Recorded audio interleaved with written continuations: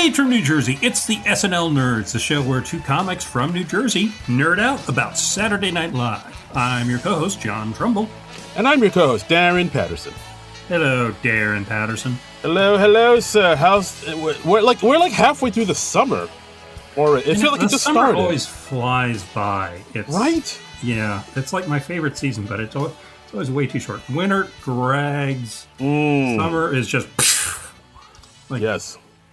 You know, the beginning of the summer when it's like, May, the show winds up and we're like planning out our summer and we're like, oh, we got like 10 weeks to, and then before you know it, it's like, oh no, it's nearly August. Oh, back to school season. Oh, okay. Yeah. Well, kids are school shopping already. Oh no. Yeah. Yeah. Not that either one of us has kids, but yeah, I mean, we see them like in the stores. We see them. We do not acknowledge them. Yeah, no, I mean, we're not following them or nothing. Like, we just happen to see them, and we're like, oh, children, and we walk in the other direction. Yeah, because we don't consider them people. No, God, no. Yeah, I mean, they're almost people. They're gonna be there, but they're almost people. Give them another 20 years, they'll get there. Yeah, it's like you don't consider a puppy a full-size dog. Exactly, like that is a perfect metaphor. Thank you. You get it. Yeah, it's like that. Mm-hmm. These kids are puppies. They're not full dog. They ain't no dogs. That's a good way to say it, right? Right. Kingpin. Basically, anyone under the age of 25, I consider a fetus.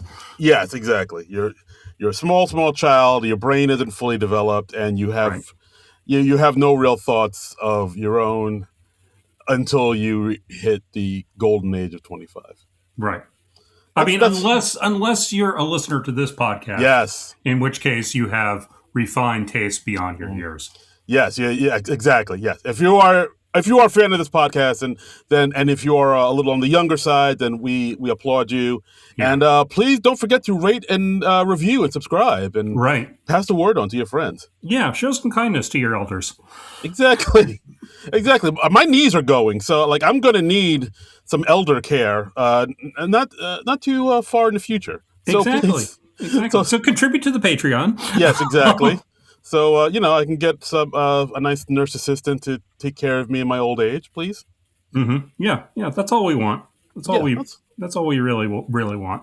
That's all I ever asked for. Yeah. Mm-hmm. Anyway, so Kingpin. Speaking of old, how is this movie 30 years old? This movie came out in 1996. I did the math. 30 years ago. 30 freaking years ago. I crunched the numbers. And we didn't even mean to do this. We just kind of picked, the movie we're doing is Kingpin. We just picked it out at random. And it's coming up on 30 years because this movie came out July 26th, 1996. It's going to be 30 in a week. I'm upset.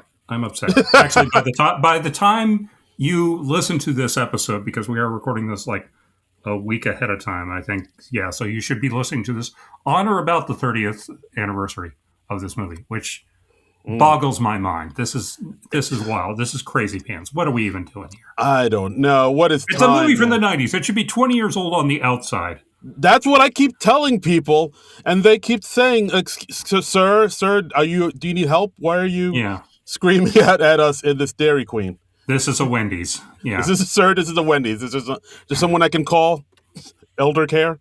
It's like, no, they haven't donated to my Patreon yet, so I don't have my nurse. That's right. It's all cyclical. So, yeah, this was like the second movie for the Farrelly brothers. Yes.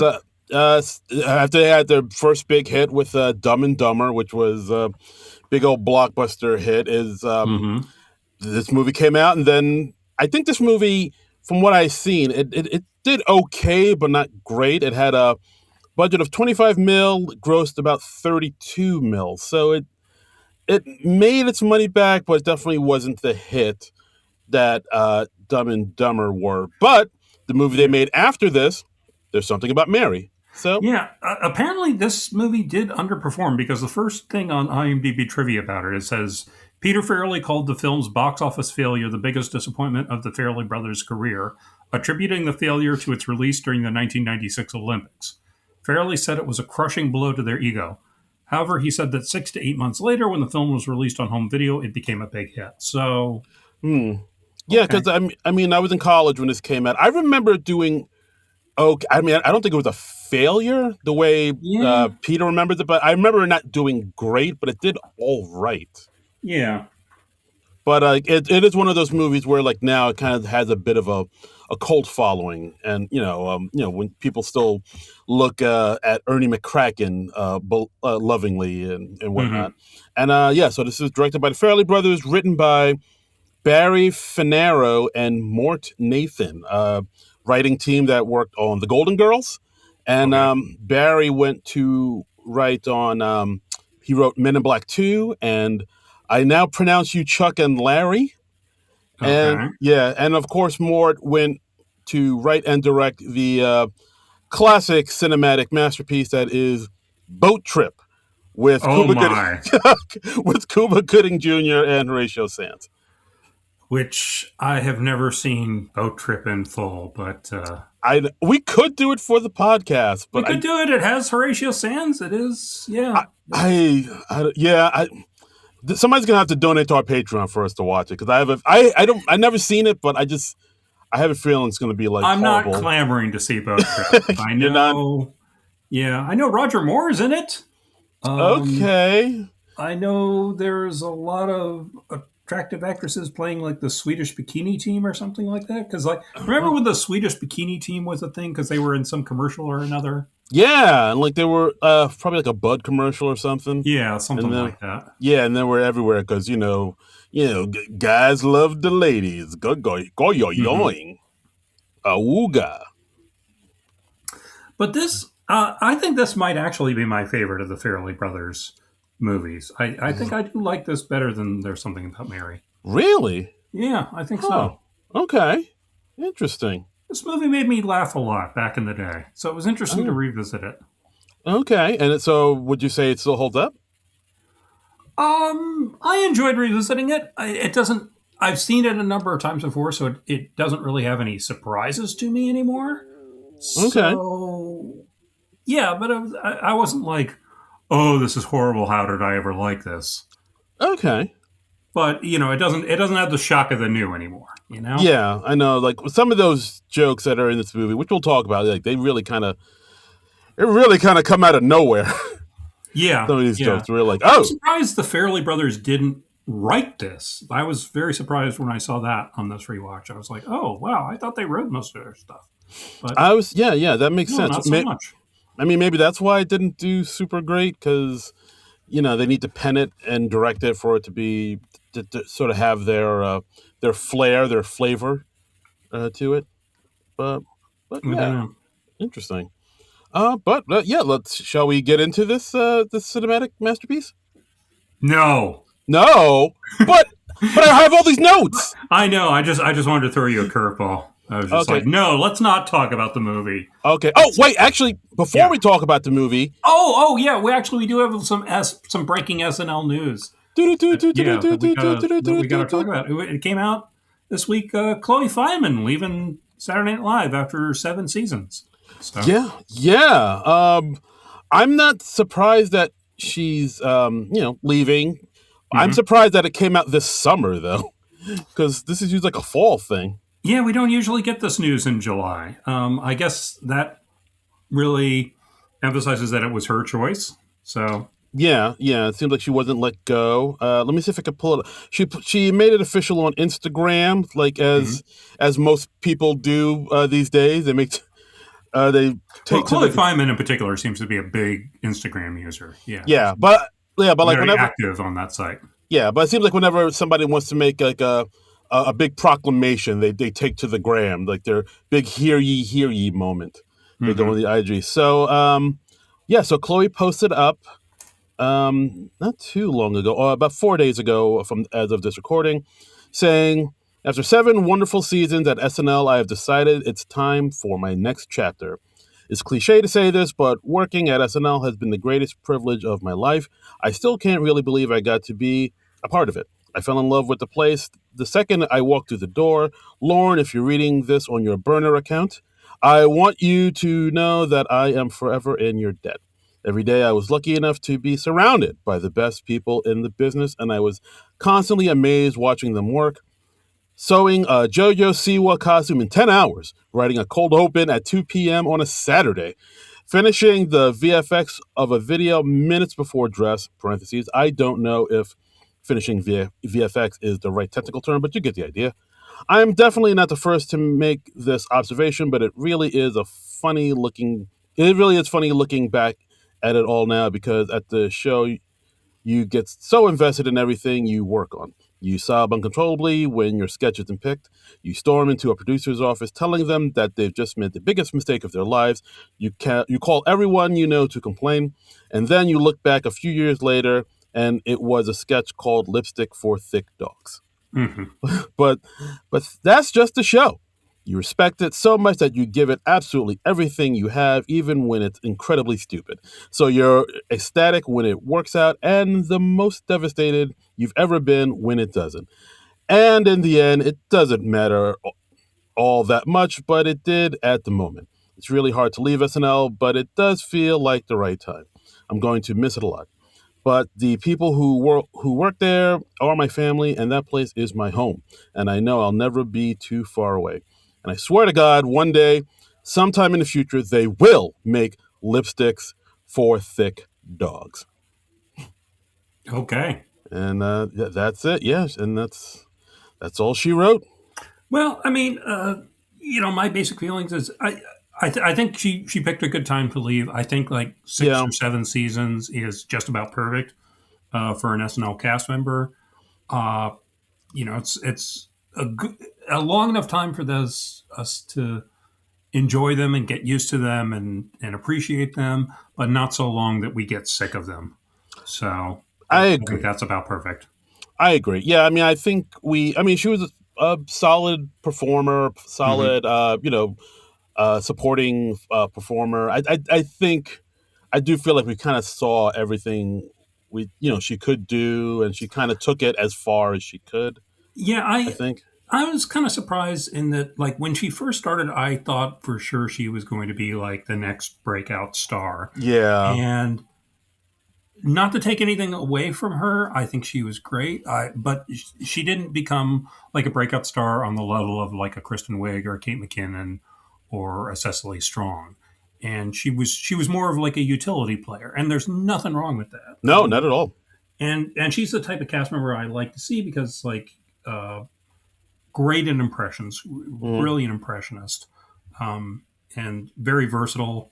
So, she fit in pretty much anywhere the show put her. So, yeah, I always enjoyed her. Yeah, yeah. I always thought she was okay. I know for some reason she gets a lot of online hate from weirdos or whatever, but which I never really truly understood. But I thought she was a good performer. Like I agree with you. Like when she first came on, it seemed like she's going to be the next breakout star, and Hmm. that never quite happened. Even though Yeah. she got a number of chances to sort of headline sketches and be the focus, and they were Hmm. always okay, but they never quite never quite caught fire like some other performers did. Hmm. But yeah, I think she was a good performer. We kind of saw everything she could do. We enjoyed her in the movie Summer of '69, which we've talked about on this podcast, Hmm. and yeah, bigger. Hope she does well and goes on to bigger and better things. I think she already booked a role on a new Netflix series, like a dramatic Netflix series. Yeah, Um, I read that. I yeah, read that yeah, just a day or two ago. So the I'm sure she's not going to be hurting for work. She was in what was that? What was that Coppola film that she was in a oh year or two back? the weird one, the one that was Yeah, like had like Aubrey Plaza in it. yeah, Shit, Acropolis or it had like Adam Driver. I know what you're talking about, but yeah. I'll look it up. The weird one. Yeah, The weird one that where everybody, even Coppola fans, were like, "This is kind of weird, man." yeah. Even they were like, I don't know if I can go with you here, brother. This is this is odd." But yeah, she's done that. She's been in a bunch of movies. She's gonna be in that new Jake Johnson Apple series, The Dink. I think she's in a movie that's out right now that I can't remember right now. But yeah, she's still in stuff. She's she should be out here working. But I mean, now that she's gone, SNL is down to 4 female cast members. So they gotta hire some Well, let's ladies see. We got who do we have? We have Sarah Sherman. who is now like the senior female Oh, cast that's member. weird to think. It it it's true. That's bizarre. Uh, we got Jane Wickline Yeah. for now. Um, who else? Got Padilla. Big Oh, Bad Ashley Padilla. Padilla. Yeah, okay. Yeah, Yeah, the MVP. The yeah. I mean, Ashley Padilla is going to be there for several more years to come, I would say. Yeah. And then you got Veronica Slowakowska. Wow, and that's really it. Wow. That's it. That's bizarre. It is like yeah, they're gonna have to make some hires. We're gonna have to get some women in there. Yep. Have to get some dames in here. Stat. Yep. that's my Lauren impression. Yep. We need some double X chromosomes. Yeah. Oh, we need some broads in here. Yeah. Maroon. I'm Lord Michaels over here. Flawless Lorne Michaels impression. Right? Thank you. Yeah. All right. So and also Chloe Fineman. She was in the movie you're thinking about, Megalopolis. Megalopolis. That's the movie I was thinking of. And she AKA was also the weird one. She was also in that movie Babylon, the one that was directed by Damien Chazelle. Oh, she was in that. I've been meaning to watch Babylon. That was it took place in like the 20s and like the silent movie era, right? Yeah, like Margot Robbie's in it and Brad Pitt. It's a movie like it kind of bombed, but it has a lot of defenders. People say it is actually good. It's been on my watch list for a while. Still haven't checked it out. So. Yeah, I mean, she was in the last Freakier Friday movie with Vanessa Bayer. Okay. Did voiceover in Despicable Me 4. She's out here. She's working. She's out there in these streets. She's working. She's doing the thing. Okay. All right. Well, she's not hurting. Yeah. She ain't hurting. She's working. So fare thee well, Chloe Fineman. We shall miss you. Yes. Fare thee well, fine men. We salute you here at the SNL Nerds. All right. So Kingpin. Let's get into it. 1996. Ocelot, Iowa. Ocelot, Iowa, 1969. Yes. Got a young man by the name of Roy Munson. He likes bowling. Ever since he was a little boy, his daddy at the gas station would be like, "Hey, come on there, little Roy, let's play some ball." And the father set up a little like bowling alley for the boy to bowl, and it's like, "Boy, you're gonna be something. You're gonna be a star. You got a gift there, boy. You know what I'm saying right now? You're gonna take it to the top, brother boy." It's like the natural up in here. Yeah, that's right. And then we hop 10 years into the future, and this little boy turns out to be Woody Harrelson in like his long kind of 70s wig, and he's bowling in the state amateur championship, and he's the man. Like, he struts in. All the men want to be him. All the women want him, and some of the men probably want him too. And sure, yeah. He eats somebody's slice of pizza, and the guy's like, "Wow, Roy Munson ate my pizza, rad." And that's how they talk to the 70s. Yeah, and then he's like bowling strikes and then like disco dancing. Life is good. Life is good. It's pretty damn good to be Roy Munson in 1979. Yeah. And and his dad is like super proud of him. Says he's going to be the DiMaggio of bowling.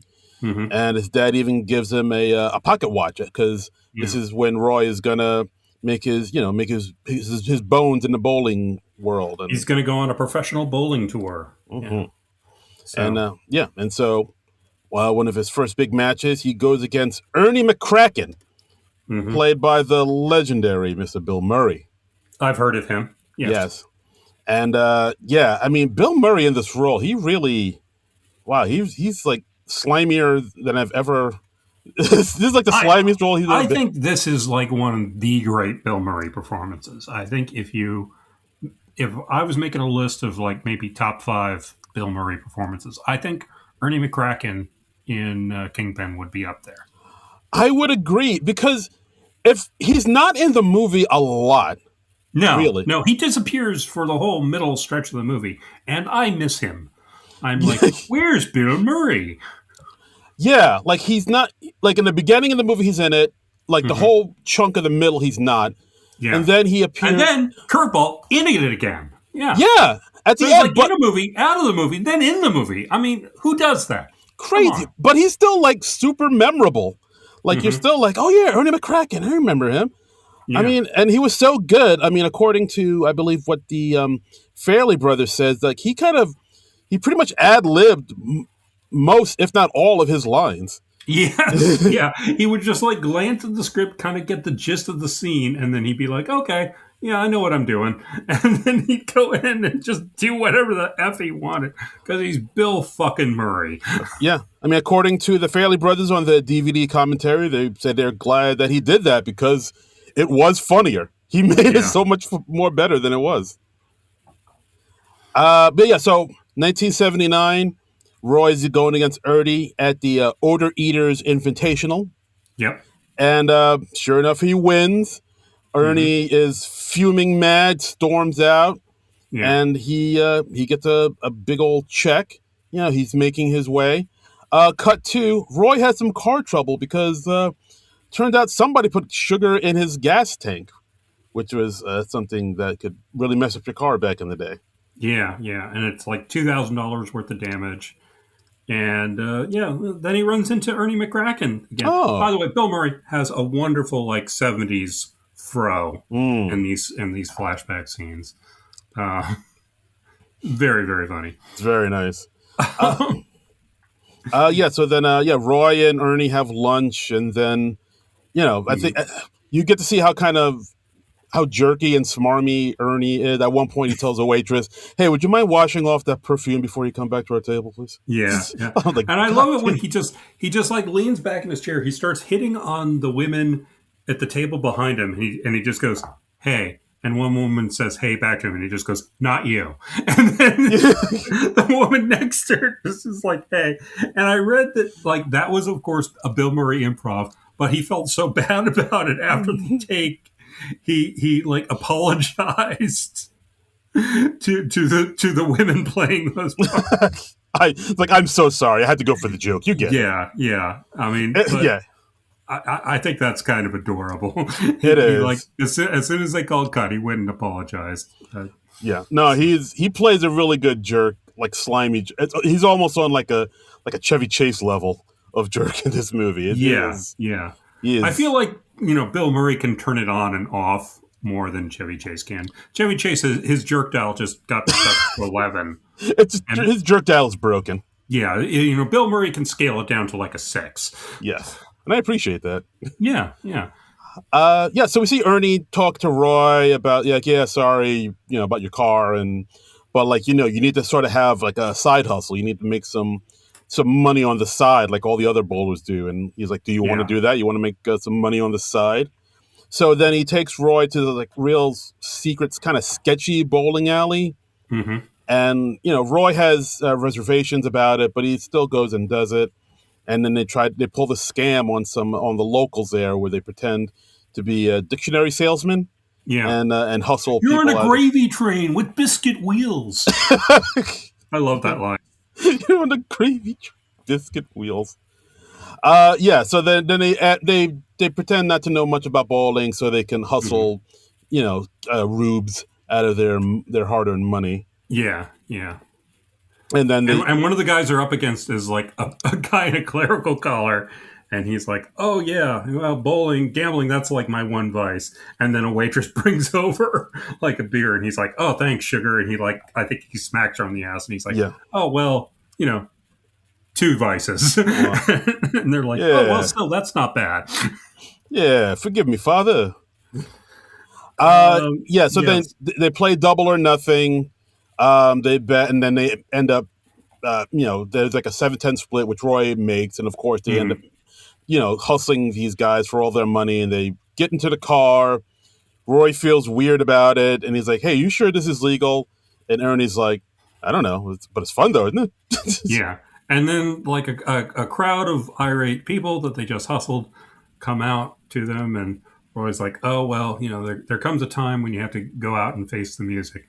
And Roy gets out of the car, and then Ernie immediately goes, and that time is you. This is your time. And he takes off in the car and leaves Roy to face the music alone.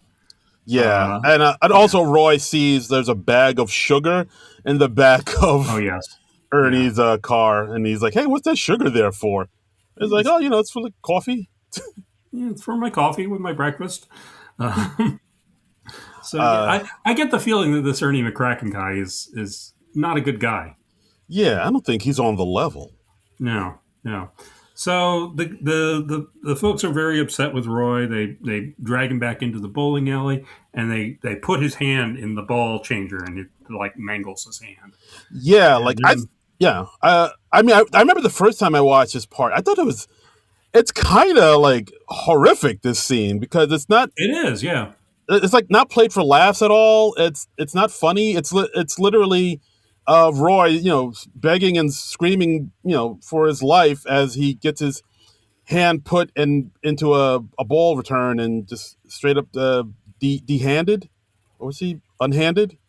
Yeah, I mean, they don't. It doesn't get gory or anything. You don't No, see no. anything. There isn't There's even like a sound effect of right. it. There's But no blood or yeah, nothing, but no, no, it's all just through implication. But yeah. But I you know, mean that might even be worse because like it's kind of left up to your imagination, and your mhm. imagination is worse than anything that they could put on screen. Actually, Yeah, particularly yours. I mean, yes. you have a Oh, sick, sick oh, imagination. oh. You see my set. The things I hear when we Oh, are off mic, oh people, my you god. don't know.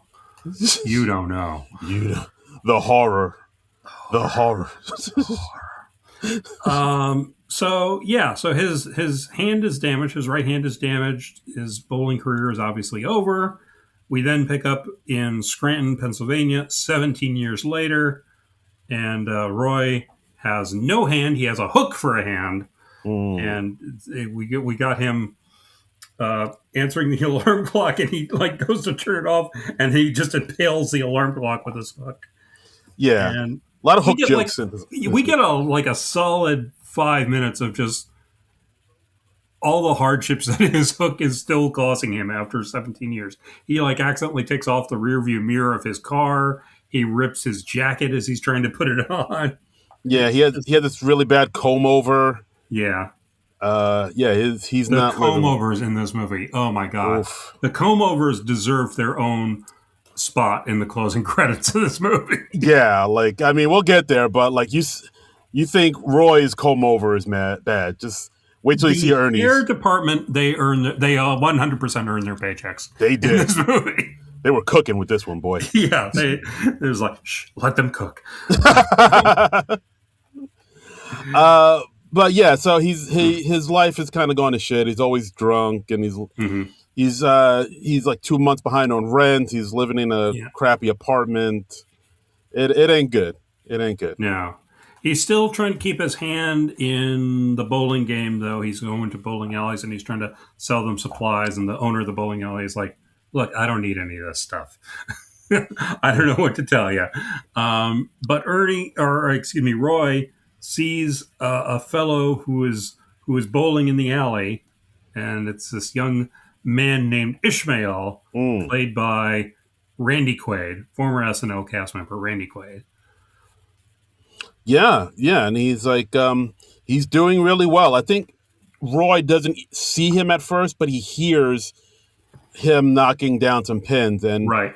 just based on what he hears, he could tell how good he is, and or like Hmm. how it sounds like if you do this stance, you wouldn't leave as many buckets in Yeah, and if you whatnot. move a couple boards over to the left, you'll you'll fix this error in your game. Right, exactly.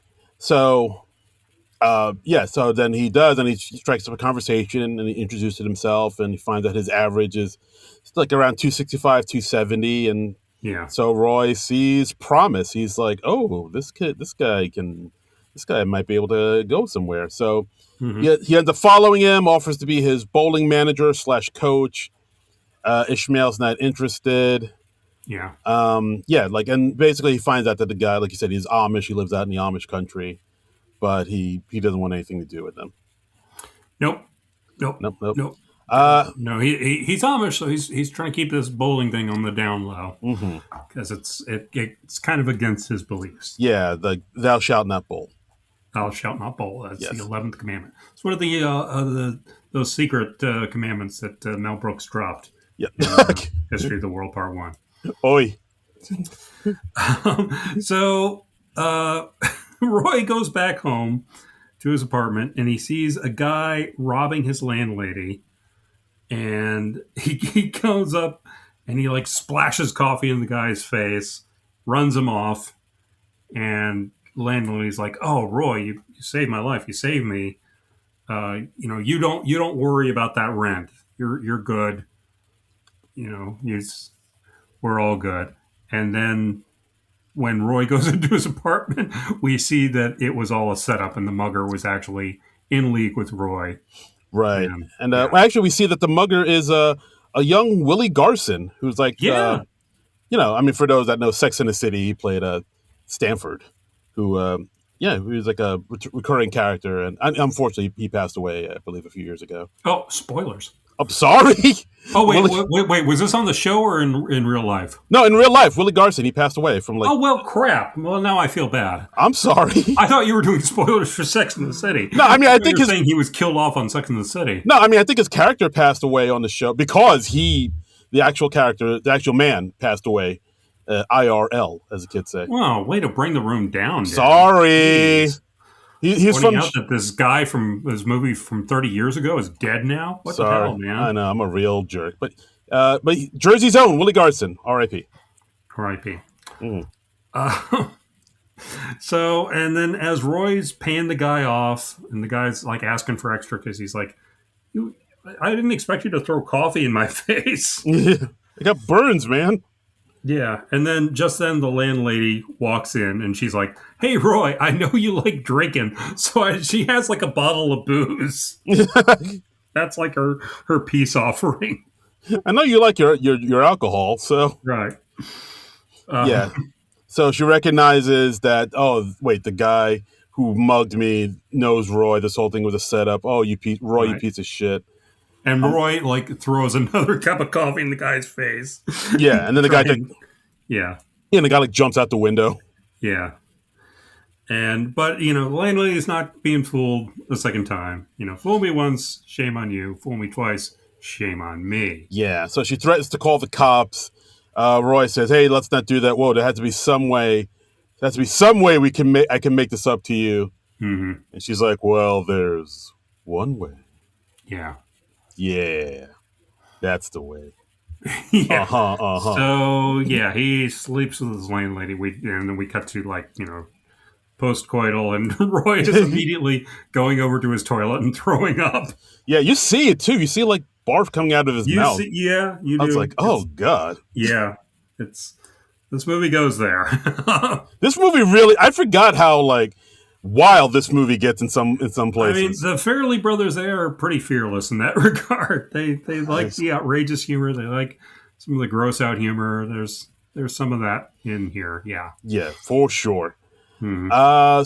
So Roy is at his lowest point right now, and then that's when he sees this bowling magazine article about there being a tournament in Reno where the grand prize is $1 million.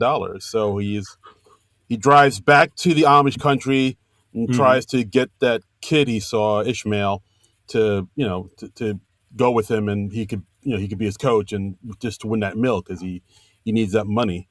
So I do like how he goes to Amish country dressed as an Amish person. Yeah, puts on the false Abe Lincoln style beard, and and then he talks like a leprechaun to give people. Yeah, he's putting on an Irish accent for some reason. Top of the morning, Brother Bunsen. Top of the morning to you, sister. And he's just trying to butter them up in hopes of getting Ishmael to come with him. To raise money for this bowling tournament in Reno. Right. He poses as a brother Hezekiah from Ohio, but of course Ishmael knows who he is right away. He says that you got to be quiet about this. My family doesn't know I bowl, and Roy tells him about the tournament, but Ishmael's still not interested. So Roy just sticks around the the farm to help with chores and also try Right. to convince Ishmael to do this tournament.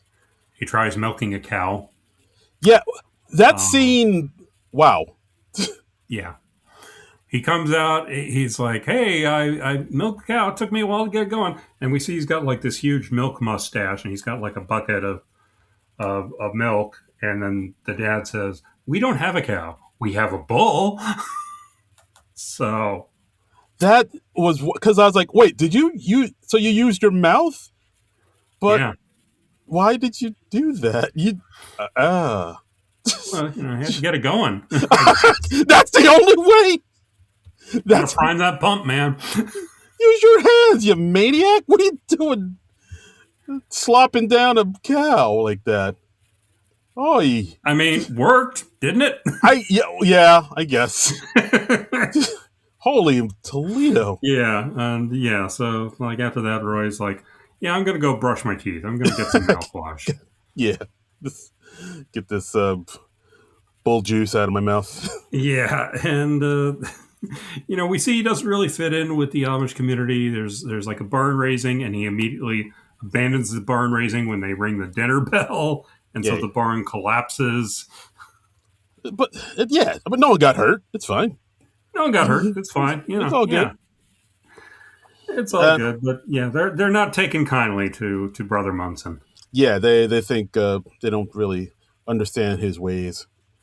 Yeah. Then we get to the scene where Roy tries to talk to Ishmael in the barn about like really going on this adventure with him, but he Hmm. still says no. And then we see that Ishmael is tending to their horse Buttercup, who's like the biggest, strongest horse they have. Then Ishmael's dad comes in saying, "Hey, son, I need to talk to you for a minute. Hey, brother Hezekiah or Ezekiel." One of those. One of those Hezekiah. Yeah, it is a Hezekiah. I'm right. He said like Ish's dad basically asked Roy to de dehoof or dehoof or the horse, take his horseshoes off. Yeah. And so while that's happening, you can hear like a big calamity happening in the barn Hmm. while Ish's dad tells Ish that like the land, we're actually in trouble because the bank is going to threaten to foreclose on our land and we need like $500,000. And and it looks like it's about to rain, so it's like, oh, there's a storm coming. Sounds like the angels are bowling. And that's when Ish takes that as a sign from God that Hmm. he needs to go on this expedition with Roy. Yeah. Yeah. So so Ishmael decides he is going to go with Roy. After all, Roy has another comedic mishap where he's, instead of removing the horseshoes, he removed the entire hooves from the horse. Yeah. Which Wow. off. Um, Again, they don't show it, but like you hear like a whole calamity, you hear a saw yeah. going off back and forth, and yeah, it seems like he mutilated that horse and took off and sawed off its hooves. Yep. Yep. Yep. Yep. Like I was like, mother of God. So anyway, they're going to go off. They're going to go to this open bowling tournament in Reno. And as they hit their first bowling alley to start their trip, um, Roy learns that Ishmael bowls 15 frames instead of 10 because, as he says, like the Amish, they work a 12-hour day. They work like the regular 8-hour day that most people do, and then half again. So he Mm. he's always bowled 15 frames instead of 10. So his real bowling average is not like 270; it's actually like 170.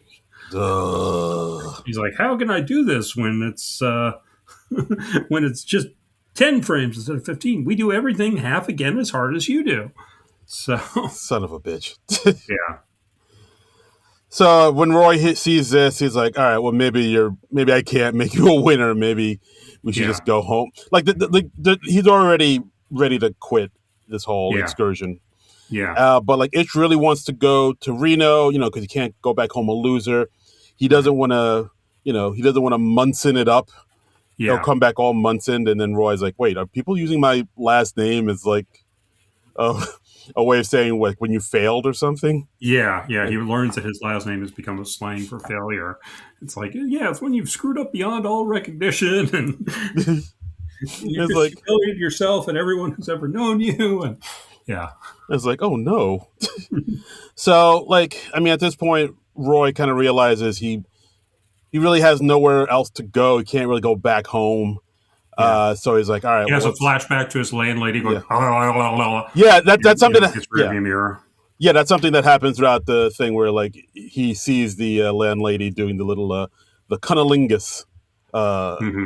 motion Yes. in his mind. The universal sign of cuddlingus, where you put the Exactly. little V in front of your mouth and you do some tongue action there. Yeah, you know what's up. You know what's up, listeners. You guys are hip, Yeah. hip crowd.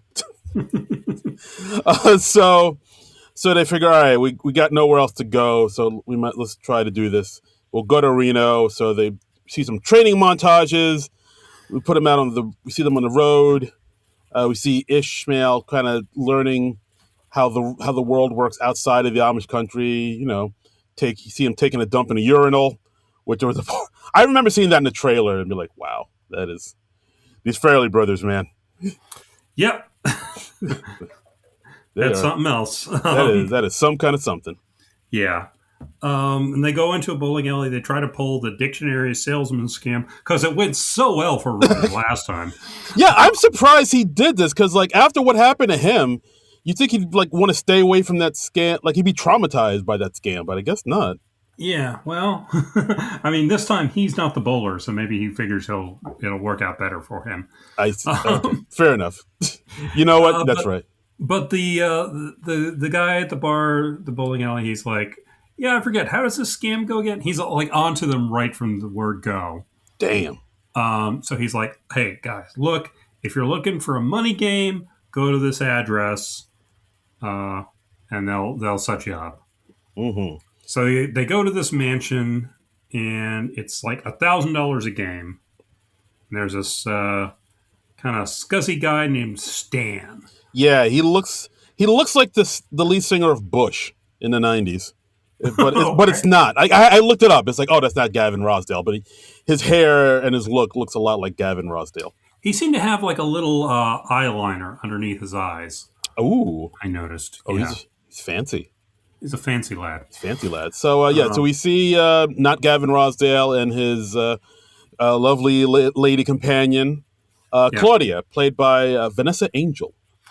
Vanessa Angel, who is probably best known for being on the Weird Science TV series. Oh yeah, that's right. And she also actually popped up in a movie that we've previously covered on the SNL Nerds podcast, Spies Like Us. Oh, shit. Okay. Do you remember when we did Spies Like Us and I played that sound clip from Siskel and Ebert of Roger Ebert like perving out on one of the Russian ladies in the movie? That was Vanessa Angel. Oh, Roger. Who just like, pops up in her underwear towards the end of the movie. Doesn't have too much to do in the movie, but just pops up and looks nice in her underwear and made quite an impression on Mr. Roger Ebert. Roger Ebert went on like a 20-minute rant or soliloquy about it. Yeah. And then the curvature. It's like, Roger, easy fella. Yeah, yeah. Well, the man did co-write a, oh God, what was the name of that fellow? Oh, Roger Corman? No, not Roger Corman. The Beyond the Valley of the Dolls movie? Yeah, the Beyond the Valley of the Dolls guy. He made all the movies with the voluptuous women. Oh, shit. I know what you're talking about. I feel like I can't remember his name. His name went right out of my head. Let me look him up because that's going to drive me nuts. Okay. Hold, please, listeners. It'll be worth it. Trust me. Yeah. Da-da-da-da-da. I can picture him. Russ Meyer. That's Russ the guy. Meyer. Russ Meyer.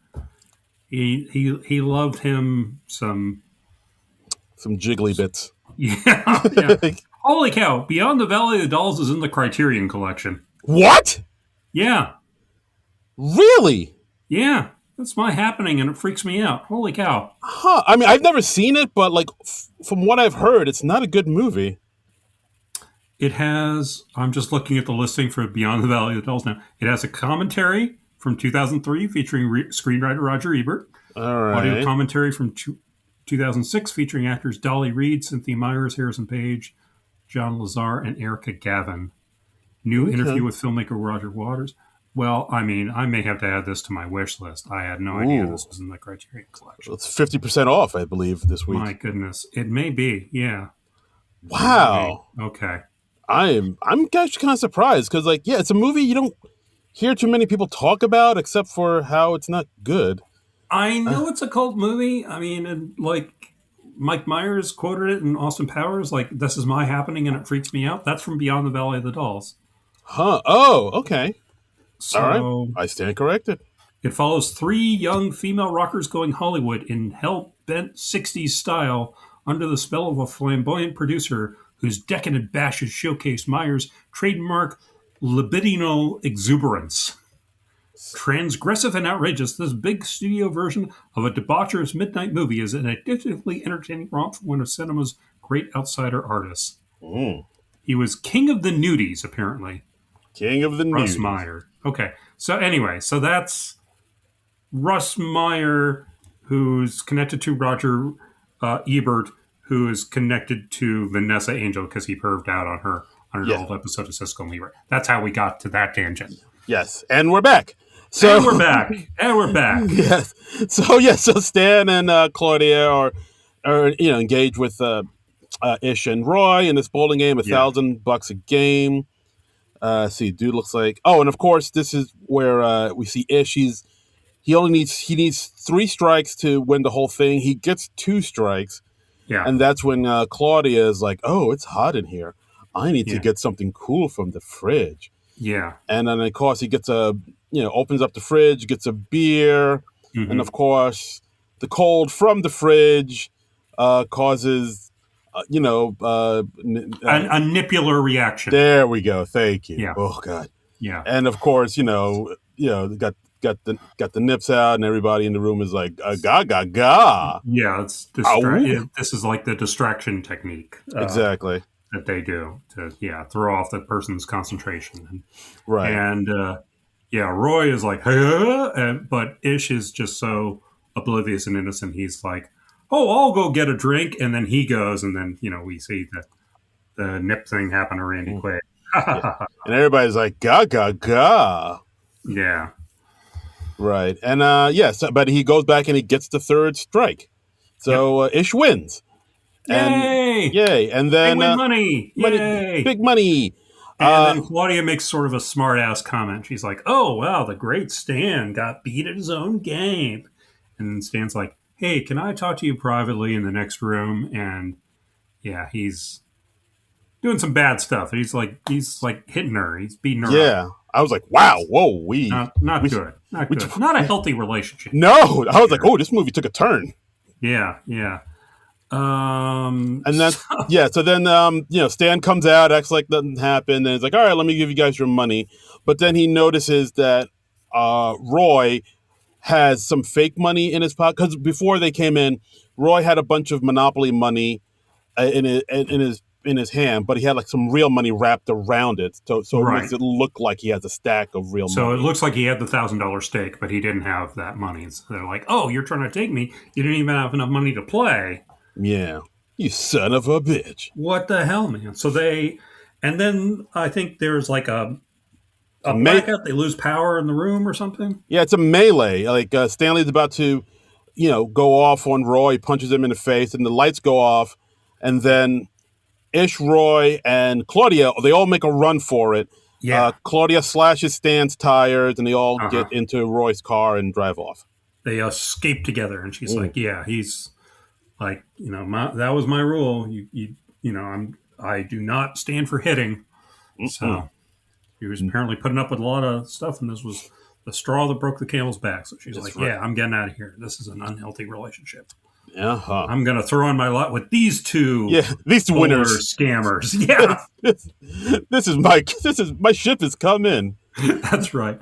So meanwhile, Ish's family sends his brother Thomas after him to go get him and bring him back home.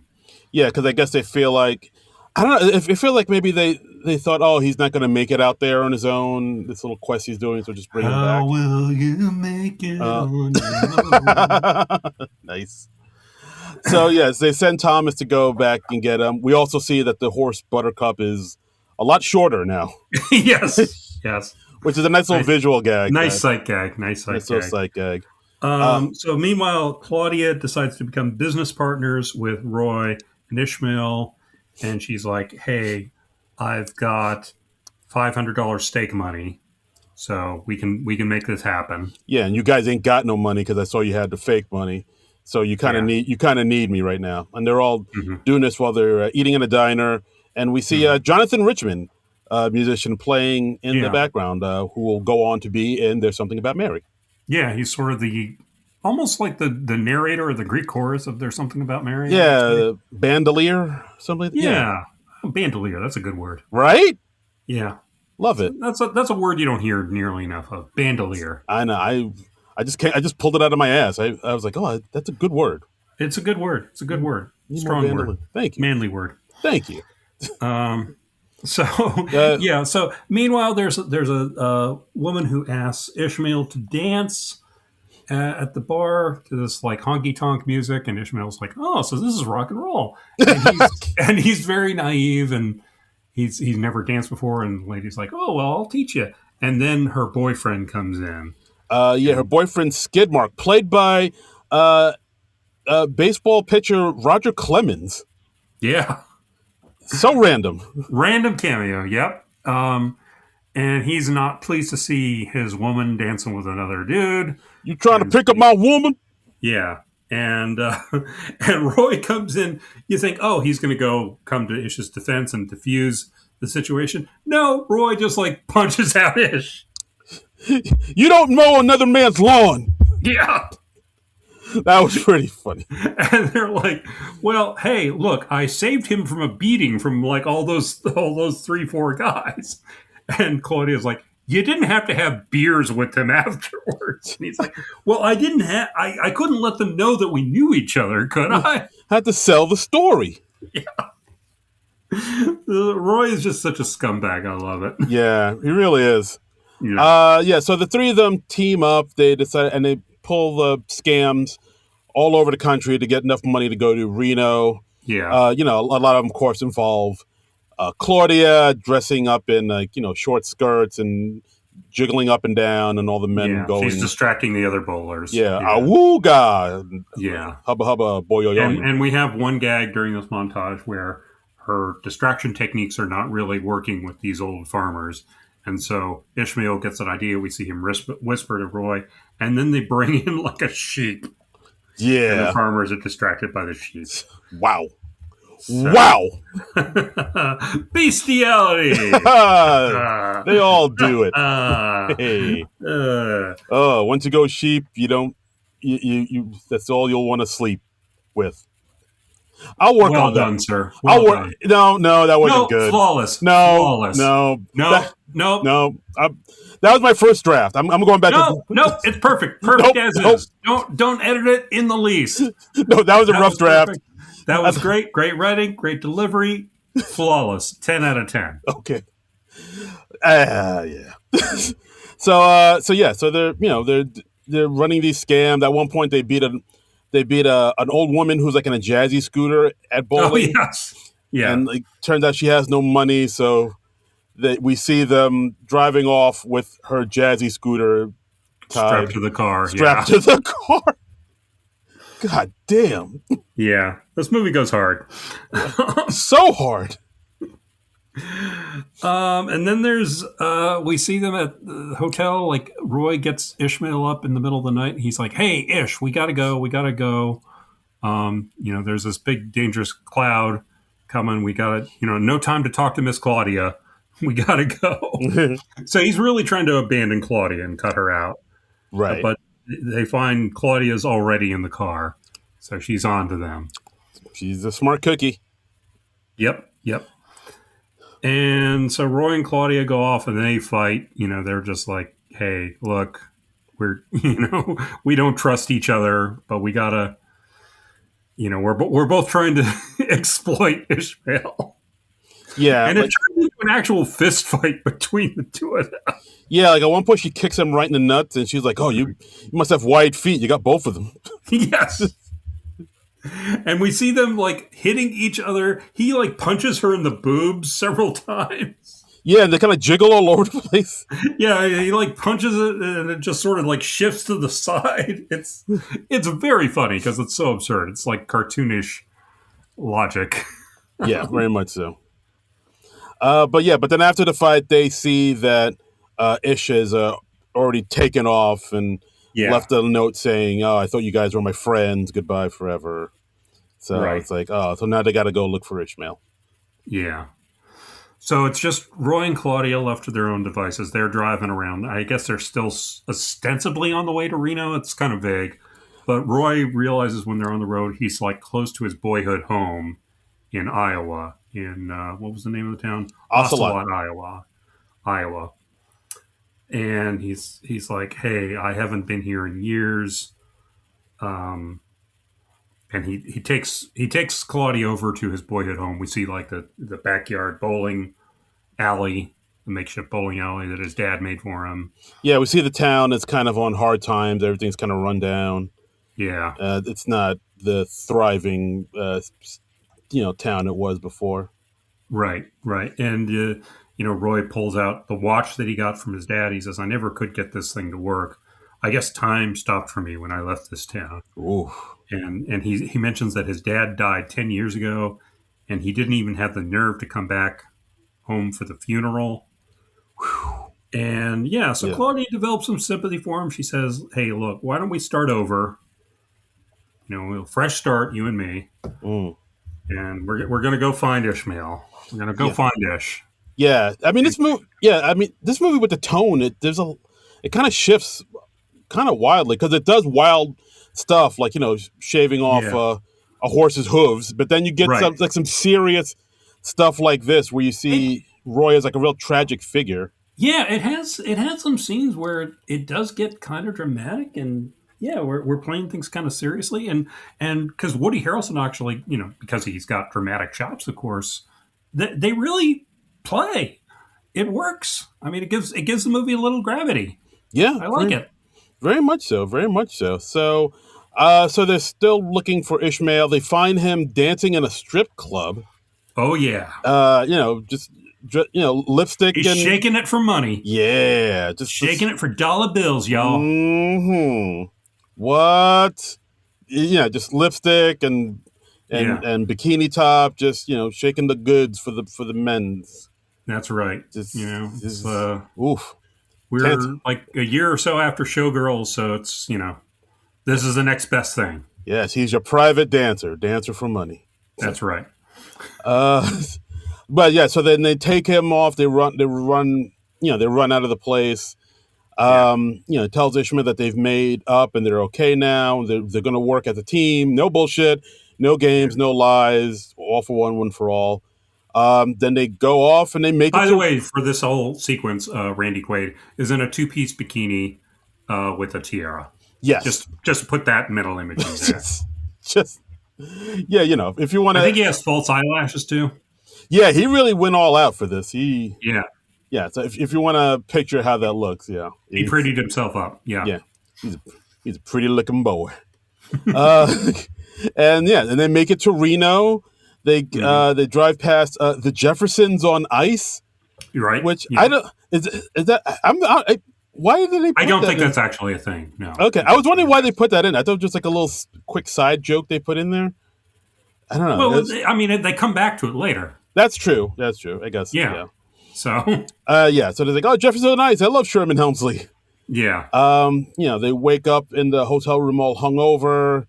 Hmm. Ishmael has a tattoo, like a little small green flower on his chest. He kind of freaks out about it. Yeah. He's like, "Hey, I've desecrated my body. I can't get into heaven now." And Yeah. and Roy's like, no, don't worry. Well, that can laser right off. We can get rid of it. Right. And Ish goes up to the mirror to look at it, and we see Roy see something, but it isn't until Ish turns around we see he's got this huge, hideous tattoo on his back of like this woman with like very droopy breasts. Yes. It's pretty outrageous.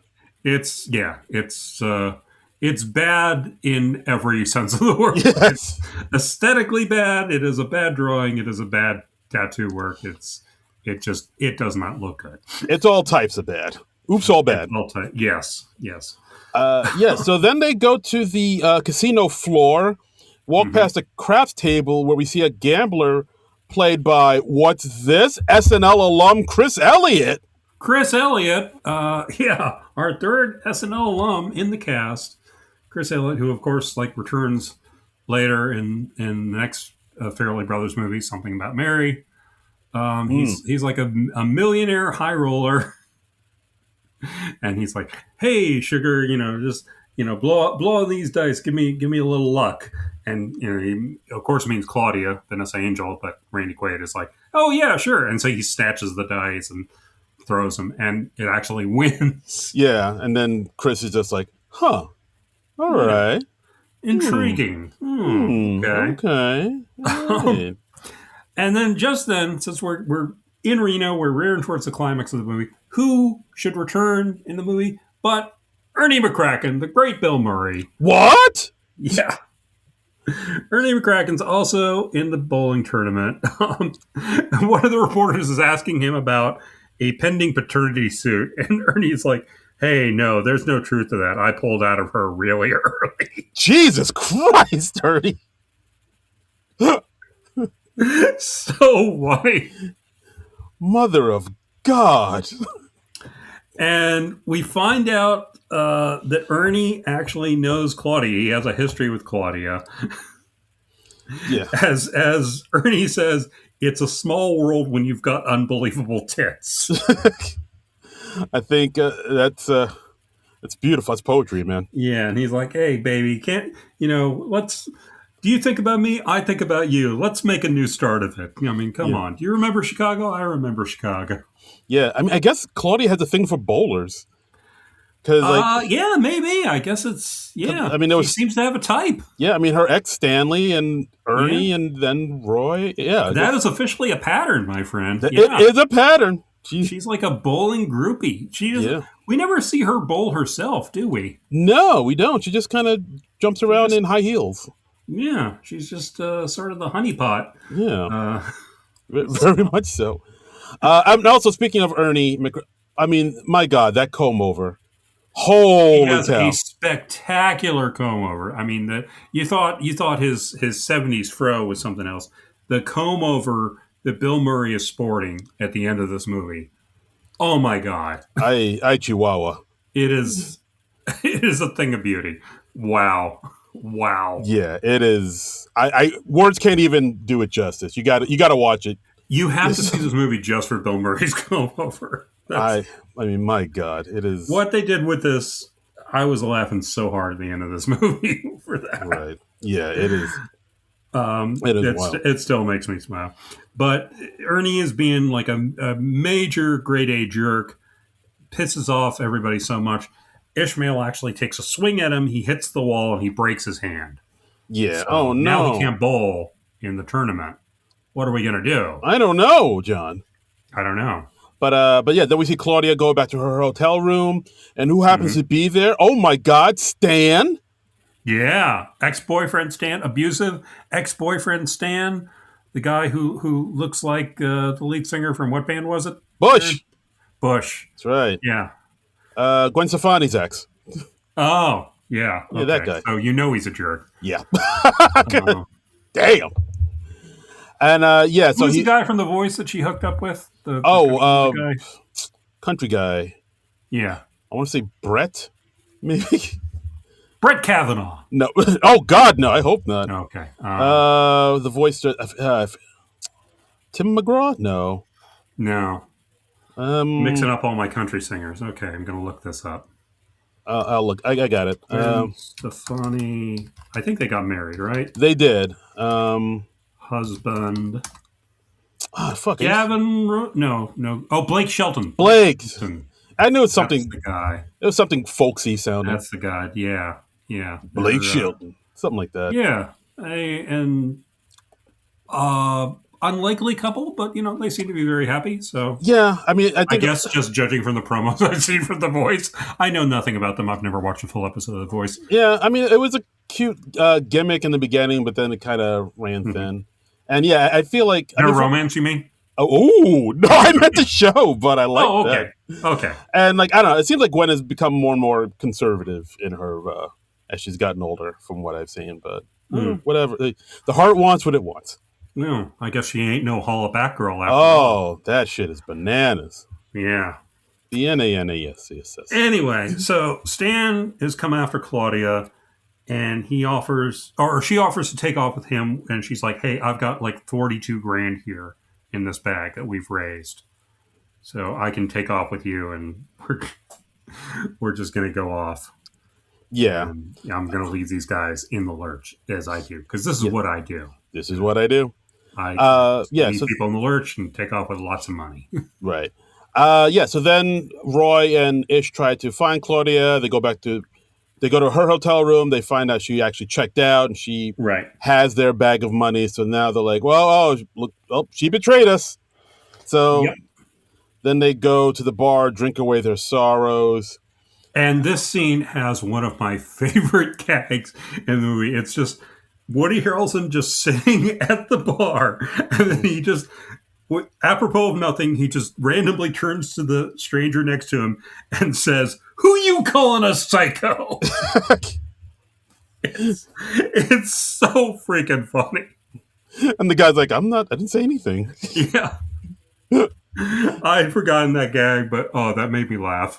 It's so random. It literally comes out of nowhere. Yeah, it's so great because it's like, who are you calling a psycho? And just like if you tried that in real life, that would weird out anyone you were next to. It really would. I kind of want to try it in real life now.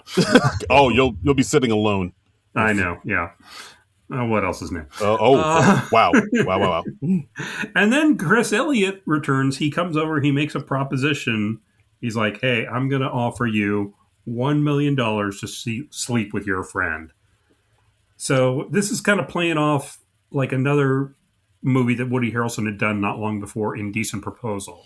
Yeah, for some reason, I remember when this movie came out, like a lot of people it was like in the zeitgeist. A lot of people were making kind of sketches and jokes about it. Like for some reason, this movie really kind of captured the culture at large. Because it was Robert Redford was this millionaire or billionaire who comes up to this struggling young couple played by Woody Harrelson and Demi Moore, and he's like, "I will give you $1 million if I get to sleep with your wife." Right. Like one night with your wife, and I give you $1 million. And it's their big dilemma. And there was also that movie Honeymoon in Vegas, which was kind of a movie, but they did it as a comedy. Honeymoon in Vegas, very, very funny movie. I really dug that movie too. Yeah. If you haven't seen Honeymoon in Vegas, go check it out. It's hilarious. It's good stuff. You got Nicolas Cage, Sarah Jessica Parker, James Caan. Actually has an SNL connection. Ooh, do tell. Yeah. I was rewatching it a few months ago. You know who has a voiceover part? Who?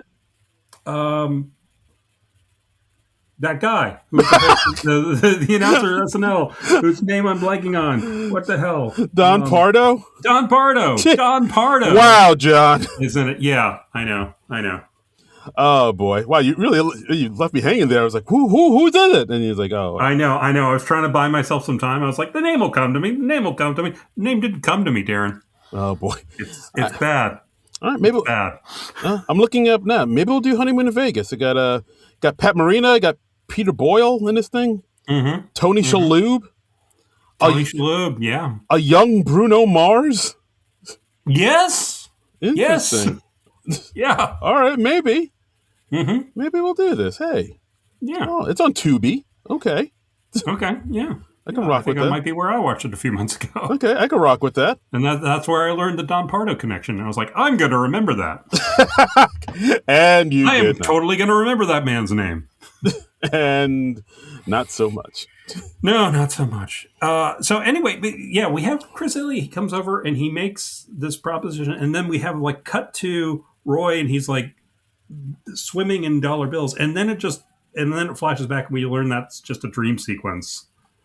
Roy, which was a really weird choice, I think. Really weird, because like that only is Roy playing with like a ton of money, but we see Ish crying in bed in his underwear.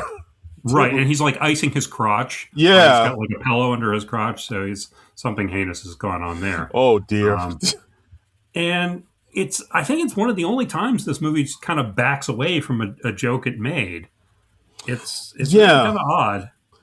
Yeah, like, I feel like if you're gonna make that joke, make the joke. Go all in. Don't be Yeah, like, yeah, oh, it's just a dream. Oh, psych. hmm Like, no. If you if you're gonna have a joke where Ishmael gets, a proposition by a rich man and, taking right. advantage do it. Have him. And look, it's not like we haven't had other outrageous jokes in the movie. We've had Roy sleeping with his landlady. We've had Ishmael becoming a stripper. We had a scene where like Ishmael's like smoking out of this gigantic bong. I mean, we've already done all this other outrageous stuff. Why are we backing away Yeah. from the forced prostitution now? Yeah. Oh, suddenly, Ishmael getting violated. That's too far. Yeah, it's just weird. I just don't quite get what it's not funnier that it's a dream sequence. Not really.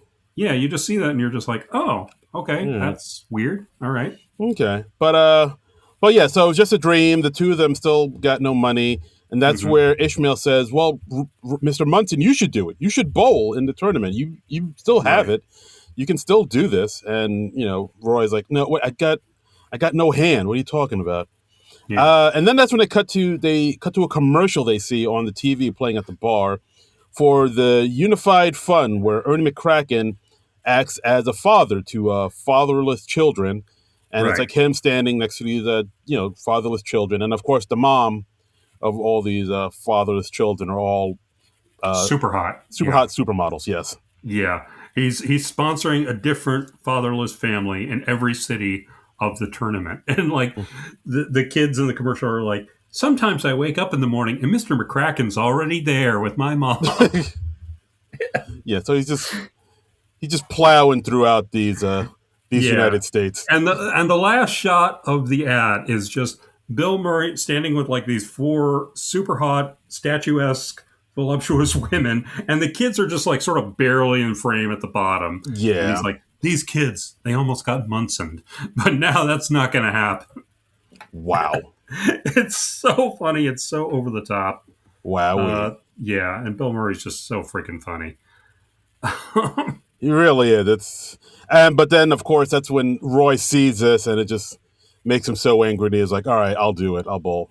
Yeah. So he agrees to bowl. So he goes back into his. This is him returning to the love of his life that he hadn't Right. done in forever. He has to go register. He hasn't paid dues since 1979, so he owes a whopping total of $38. $38. And he doesn't even have that. He pawns his championship ring. He's like, hey, could I give this as collateral? And yeah, they let him do that. I love that. Yeah, his dues are in arrears for, what is it? It's like 27 years Yeah. It's like, or 17 years, excuse me. And they're like, yeah, that's $38. it's like 38. Oh no. Yeah. Damn it. And so he's in the tournament. Ernie's in the tournament. And the first ball that we see Roy bowl, his hand comes off in the ball. Yeah. And So it's just like rolling down the lane with lot of fake hand jokes in this movie Yes, and hook true. jokes. And we also get a cameo as the announcer of this tournament, the lead singer of Blues Traveler, John Popper. John Popper, yes. All the 90s musicians are in this movie. Yeah. This was like Blues Traveler's heyday, and they pop up at the end of the movie as well. They do. Oh, man. Yeah, it's kind of fun. But yeah, we see Roy. Of course, he's freezing up. He's totally scared at first, but as he does it, he gets better. Slowly but surely. It's his mojo back, baby. Yeah, baby. Yeah. Yeah. And he does slowly get better, and he slowly starts to remember, the man he used to be, and he starts climbing up the ranks, and he's closing in on McCracken. Yeah. And up to the point where it's down to just Munson and McCracken. Yeah.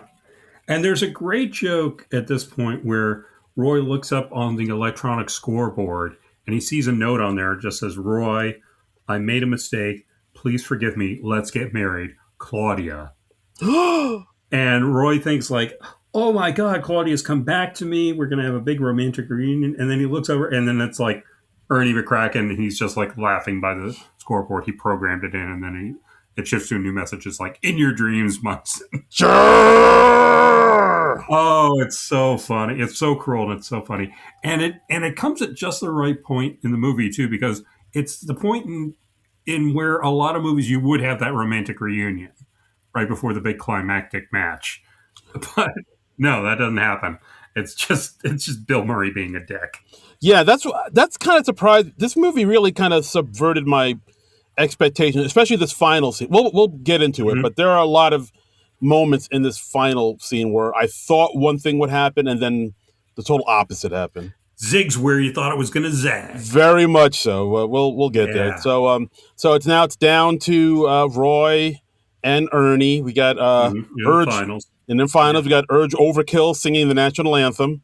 That's right. Girl, you'll be a woman soon. Yeah. God, that song is such a banger. Do do do do. You'll be a woman soon. It's a Neil Diamond song, isn't it? It is. Nice. It is. The Diamond Man. That guy wrote so many freaking bangers, man. I'm a Believer. Come on. I'm a Believer. Cherry Cherry. Cherry Cherry is so underrated. Oh my God, that song goes so hard. I listen to that song like once every couple of months because it just pumps you up, man. It's a good song. You want to feel good? Just go listen to Cherry Cherry, man. I know everybody loves Sweet Caroline. I think Cracklin' Rosie might be better. Cracklin' Rosie. Okay. I celebrate all of Neil Diamond's. There were a couple years there in college where I was really into Neil Diamond. I don't know why. Right. But did you have like the haircut and the sparkly shirt and all that? No, you were like the guys in Saving Silverman, right? Now who's got money for that? Come on. Okay, well, I mean, if you dream it, you can be it. Yeah, someday, John. I'm just saying, I think you could pull that look off, my friend. Well, thank you. Okay, well, hey, maybe something for the album recording. Yeah, maybe. Just throwing it out there. Album recording October 8th, Newark Culture Club. Who knows? You might see me dressed up as Neil Diamond for it. Yeah, you heard it here first. Though. You heard it here first. Yes. If you can bedazzle me like a light blue jumpsuit with encrusted with rhinestones, with my name spelled on the back and an eagle, reach out to me. Let me know. And I'm just going to throw this out there. If you can get that outfit for Darren will perform a touching rendition of "Turn on Your Heart Light." Oh, don't think I won't. Don't you think I won't? So yes, jumpsuit, fringe would be preferred. Need the wig. And something that's festooned with rhinestones. At one point, ages ago, I worked at Barnes and Noble, and I worked in the music and DVD department. And at one point a I think it was a Neil Diamond Greatest Hits album that had come out or something. Yeah. And one day my coworker, Vicky, and we were breaking down the display that we had and had like a life-size thing of Neil Diamond. And we cut out the headpiece and we made it into a mask because it was like it was life-size. And so we had a fun shift once, just like running around with Neil Diamond. Actually, it was just like one Neil Diamond mask. We traded off on it. Oh, you guys know how to party. Yeah. So good. We had fun. We sang "Sweet Caroline." Yes, nice. It's a good one. Where the hell were we? How the hell did we get here? We are at the finals. Roy versus Ernie McCracken.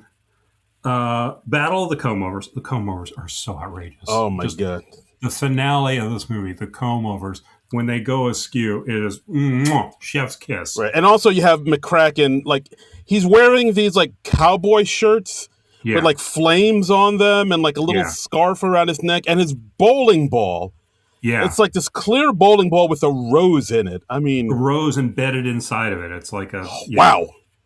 It's And I love that as we get deeper and deeper into it, the Comb-Overs RSQ, never commented on by anybody. It's just they No, are out there, and it is going like a foot past their head. it really is. Like at one point, is like his hair, it's like sticking straight up almost. Yeah, Absolutely. yeah, But yeah, so we see we cut to Stan and Claudia at the bar. Stan has to make a call. Claudia asks the bartender to put on ESPN. He watches right. Roy bowl, and yeah, the two of them are going back and forth, back and forth. You know, Roy's keeping up, and now we're at the 10th frame where Yeah, he bowls Roy, and then he gets the dreaded 7-10 split. One of the most toughest shot in bowling. Yeah, because you got a pin on one end, you got a pin on the other. You got to knock them both over. How are you going to knock them both over? It can't You be got to done. knock one over and have it go over to the other side and knock over the other pin. It can't be done, Darren. Can't be It can't be done. Can't be done. Men have died trying.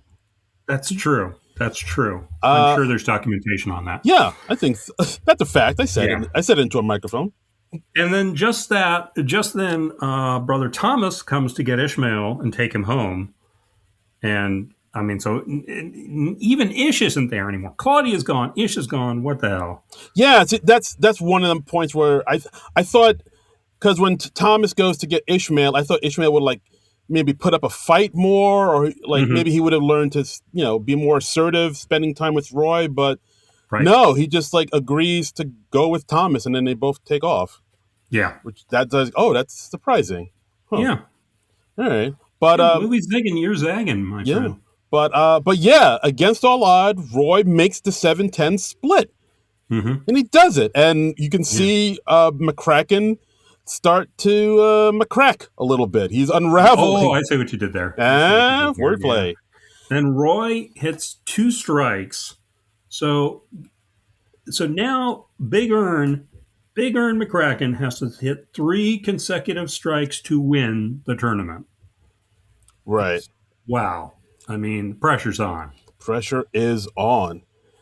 Yeah, so Roy sees Ish's left. He's wondering where everybody went. And so then Ern has to get up to bowl.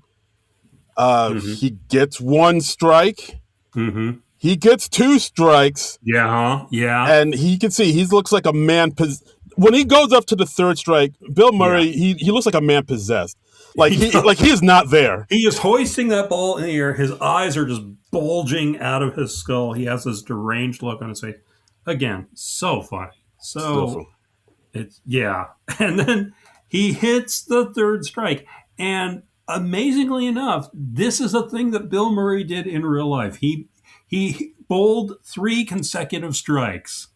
Wild. In front of all this crowd of extras that apparently the Farrelly brothers were like, hey, look, you got to be really enthusiastic. You got to go nuts when he bowls 3 strikes. It's probably going to take him a while to do this because, not a professional bowler. He's an actor. Then Bill Murray gets up there, bowls 3 strikes. So everybody is going ape shit for real. It is genuine pandemonium. Yeah. Dogs and cats living together. Mass hysteria.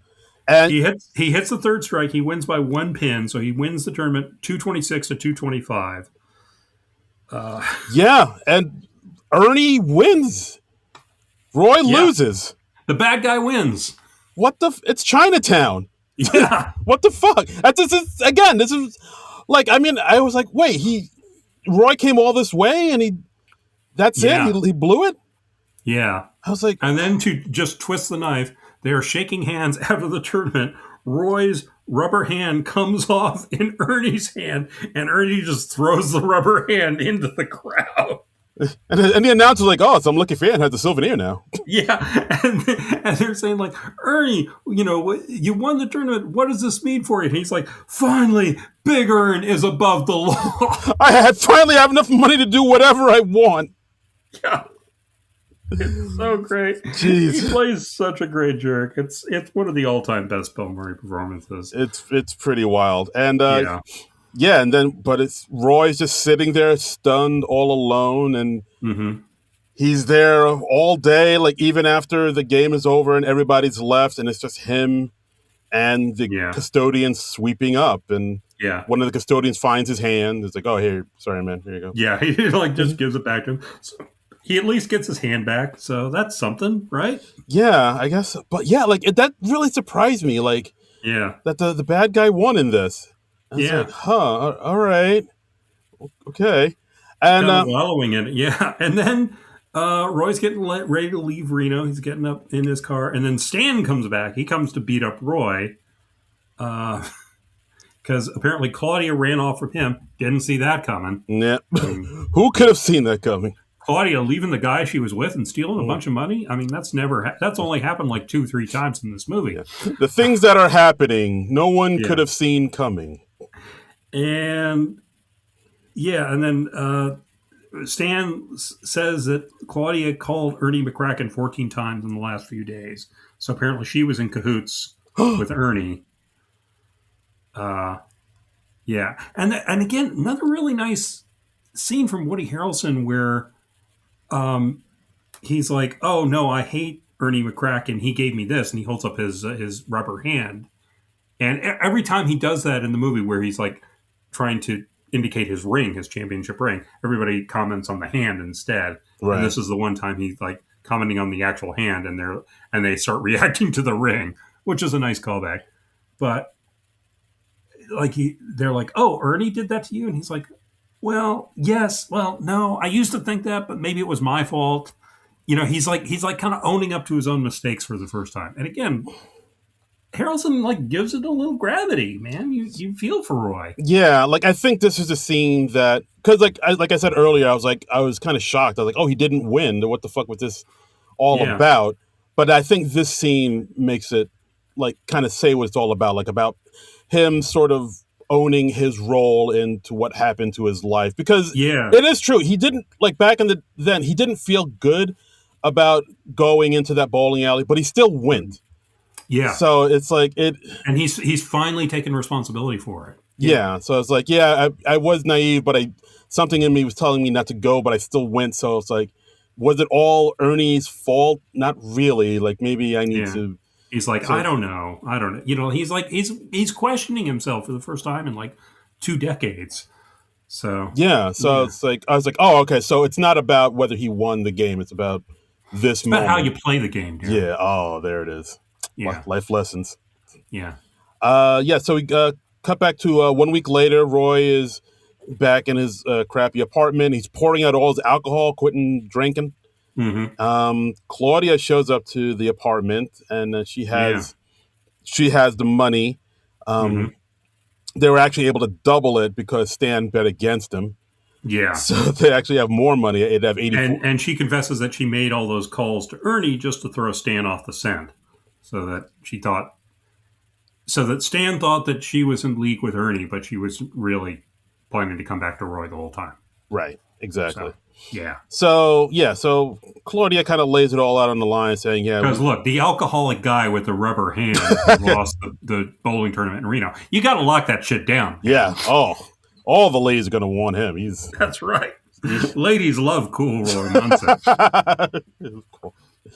But Roy's still upset that she bailed on him, and he basically says, "Yeah, I kind of don't really need that money anymore." And shows him a check for like $500,000 that he got because he's now sponsored by Trojan condoms. Because when he was bowling, they called him the Rubber Man because of his hand. That's right. Yeah. So now he has like he does commercials, and he's a spokesman, and he does endorsement deals for Trojan condoms. So he has to give a talk to a school. Yes, Vassar, I think he said. Yes. Yeah. It's like, Vassar? You going to Vassar? But yeah. Those kids are filthy. Just, they nasty. Not using any protection at all. They really need that lecture. Vassar, they take it up the ass, sir. Okay. Wow. I'm sorry. Wow. We apologize to all our listeners from Vassar. I'm trying to make up for that sheep line. I thought this was better. I mean, cleverly done. Thank you. See, that's better. All right. Vassar, they take it up the asser. That's sir. Okay. It's more more fish. Yeah, no. So Ishmael goes back home. Yes. And Ishmael returns, and it's taken him a long time to get back home because they're going back on horse-drawn carriage. Yes. So they get back home, and in his house with his parents, he sees Roy and Claudia waiting for him. That's right. They beat him there because they drive. Yes, So, they used that. They used in your face, Amish people. they used the devil's chariot. Yeah. And Ishmael's dad tells Ishmael, yeah, they told us everything. They told us about the booze and the lusting and the gambling and how you, son, got Roy Munson to quit all of that and Yeah. how you got Claudia to stop being such a whore. Yeah, you straightened them out. You quoted the scriptures to give them strength, and you and he's like, our family's proud of you, son. Aww. And they put $500,000 in the bank. They've saved the farm from foreclosure.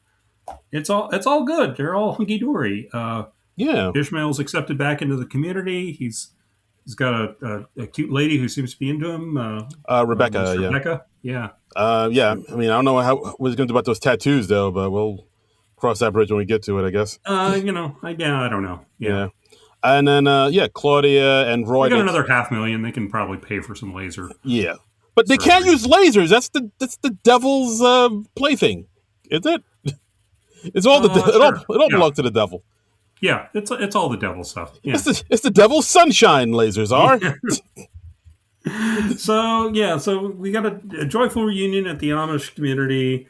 Roy and Claudia are driving off, and Claudia gives Roy his dad's watch, and he's like, "Hey, you finally got it working again." She goes, "Yeah, I wound it." It's like, oh, it's got a winder.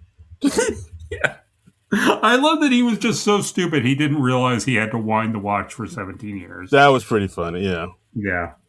And then the two of them kiss and they drive off with the Amish people saying, "Oh, bye, Brother Munson. Bye, whore.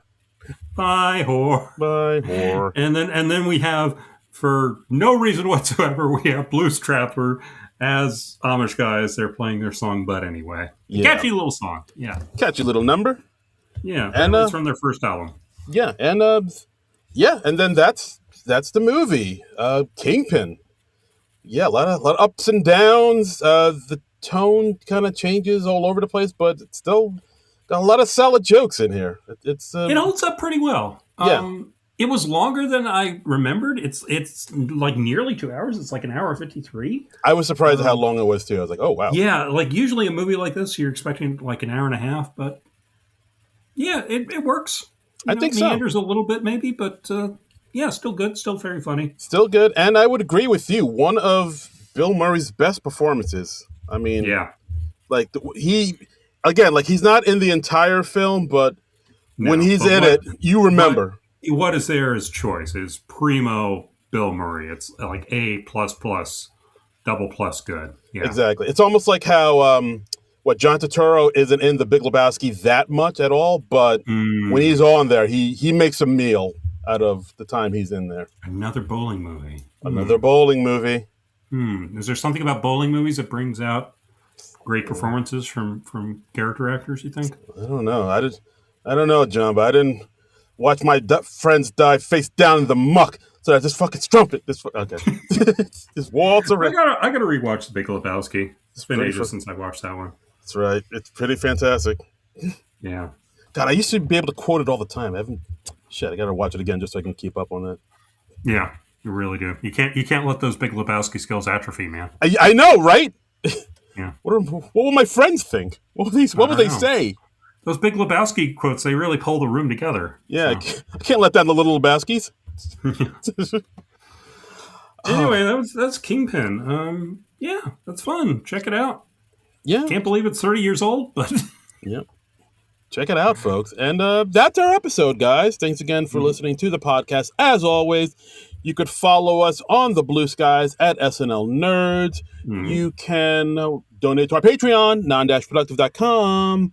That is also true, yes. That is also true. And check us out on our YouTube page at Non-Productive.com. And as always, you can follow me, myself, and I on all the socials at Darren Credible, DARIN Credible.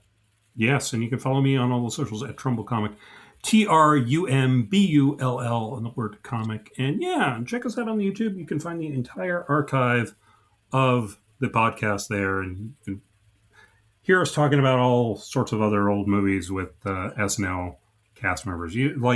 Like, check out the episode on Spies Like Us. That's a fun movie, and you get to hear the clip of Roger Ebert perving out on Vanessa Angel. Yeah, so if that's your kink, go for it. Yeah, no, I mean, that's got to be somebody's kink, right? Yeah. Yeah. Like ASMR, Roger Ebert talking about. Sure, yeah. Hey, we don't judge. We don't kink shame here. We don't believe that. You do you, man. Whatever floats your boat. Whatever gets the flag up the flagpole. That's right. Whatever raises the mizzen mast. That's right. We salute it. Yes, exactly. Flagpole sitter. Been around the world and found that only stupid people are breeding.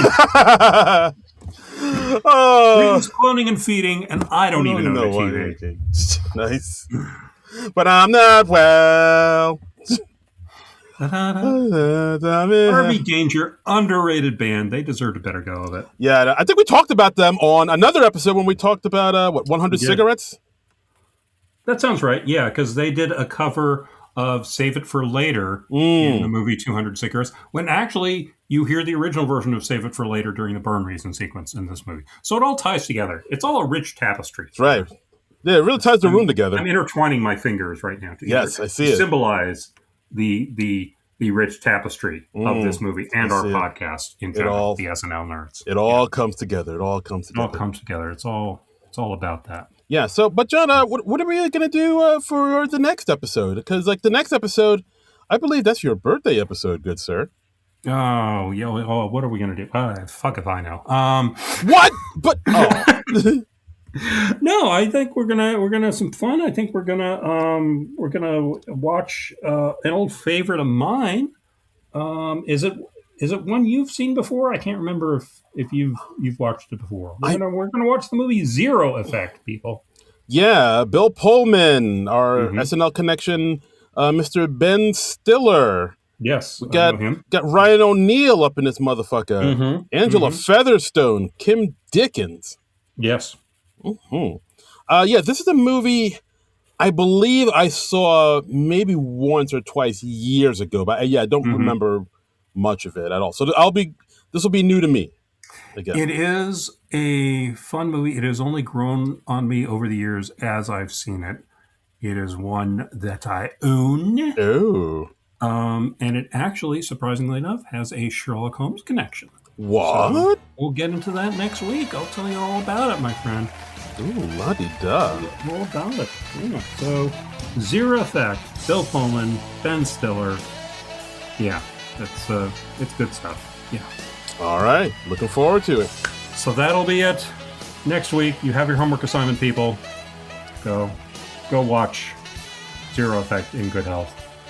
And then join us next week for the discussion of Zero Effect. But until then, nerd out!